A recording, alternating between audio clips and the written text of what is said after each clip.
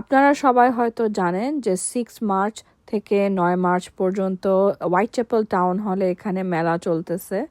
এখানে বিভিন্ন ঈদের ফ্যাশনের মেলা চলছে। তো এখানে আপনারা যদি আসেন, বিভিন্ন নানান ধরনের কালেকশন আপনারা পেয়ে যাবেন। আবায়া, সালোয়ার কামিজ, শাড়ি, জুয়েলারি সব কিছু এখানে পাওয়া যাবেন। ইনফ্যাক্ট শুধু এশিয়ান না, আপনার বিদেশিরাও আছে যারা তাদের বিজনেস প্রমোট করতে চায়, তারা এখানে চলে আসছে।